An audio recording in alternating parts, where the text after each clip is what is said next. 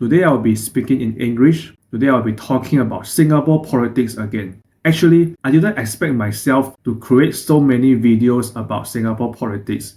At first, I just want to share my views, my ideas, my own summary about Singapore politics because I actually spent some time watching some TikTok videos about Singapore general election. Then I also read some news about the Singapore general election on Facebook, those Chinese newspaper like 联合早报 and also the English version, the Straits Times. And because I already spent some time and I formed certain opinions about the Singapore Workers' Party. And so that's why I created those Chinese speaking videos, to talk about the Workers' Party. And then I criticized the Workers' Party. And then I really didn't expect that so many Singaporeans come to comment on my videos because my channel is mainly catered for Malaysian Chinese, because I'm mainly talking about Malaysian politics, Malaysian current affairs in general. So I rarely comment about Singapore politics. So at that time, I'm just doing it for fun. I didn't expect Singaporeans to actually watch Chinese contents, especially for my channel because my audience is usually Malaysian Chinese. So it's really a surprise for me. And then what I noticed about those Singaporeans is that many of them, if they disagree with me on the Singapore's Workers' Party, they don't bother to counter my argument directly.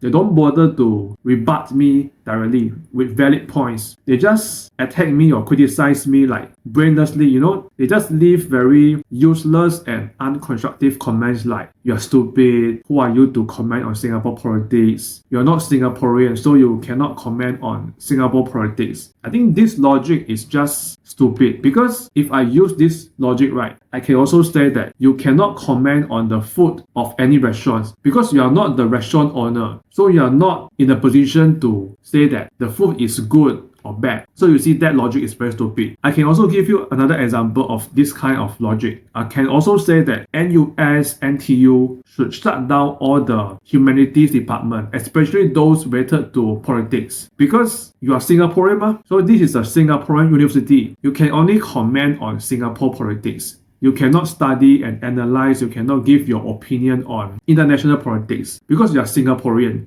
So you are not allowed to comment on Malaysia, on Indonesia, on the US, on China, on Taiwan. Because you are Singaporean, you should only mind your own business. So you should not bother to say anything about other countries. So I think this logic is just stupid in my opinion. So I really hope that some Singaporeans who are Workers' Party supporters actually bother to write some constructive comments like how Workers' Party is much better than the PAP.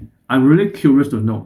Okay, just for your information, just in case that you didn't watch my Chinese videos about what I say about the Workers' Party, or you just don't understand Chinese, or you just don't bother to watch those videos anyway, so I will just briefly repeat what I say about the Workers' Party. Okay, basically, I'm making a claim that the Workers' Party is playing the race and religion game to divide Singaporeans because they want to win votes from a certain segment of the population. For example, they are playing the Palestine issue. Then they are also playing the political idea that politics and religion cannot be separated. Workers' Party have leaders who are anti-LGBTQ. So you also can counter this argument. Like, let's say if you are also anti-LGBTQ, then you can say that I support Workers' Party because I hate the LGBTQ community. You can also make this statement. At least that is better than saying that, wow, I'm not Singaporean, so I cannot comment on Singapore politics. So basically, there are so many examples of the Workers' Party playing the race and religion game to gain votes. So I think that is very destructive for Singapore. And also, judging from the elections outcome, we can see that there are many Singaporeans comfortable voting for the Workers' Party, and I think that is a dangerous sign for Singapore's long-term future. I mean, of course, for those constituencies that are won by the Workers' Party, then you see that, yeah, there are more than 50%, 60% of the population can vote for Workers' Party. Then there are also other constituencies where the Workers' Party lose by a small margin, like say Workers' Party can win around 40% plus of the votes. And I think that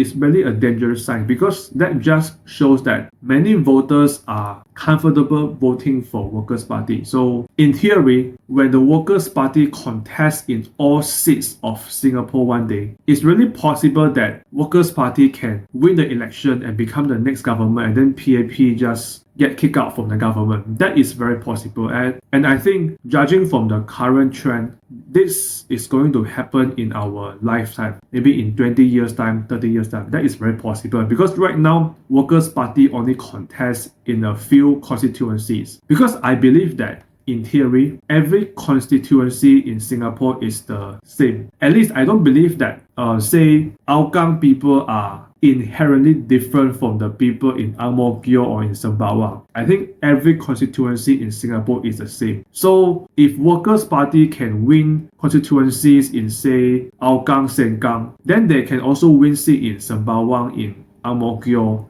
in Bukit Batok, or in Jalan Ayu, or whatever constituencies lah. So basically, I think that's a dangerous sign for Singapore. So basically, I'm just making a statement that Workers' Party is the most dangerous party in Singapore, or at least very dangerous, quite dangerous, because they are playing the race and region game. So I'm looking forward to any English-speaking Singaporeans to rebut me, because I'm really looking forward to. I just want to see how English-speaking Singaporeans, maybe they behave differently from the Chinese-speaking Singaporeans, or they write differently from the Chinese Singaporeans. Like maybe they write more sensible comments, then I would just appreciate very much. So I'm really looking forward. Yeah, so I will end this video here. So I look forward to your comments.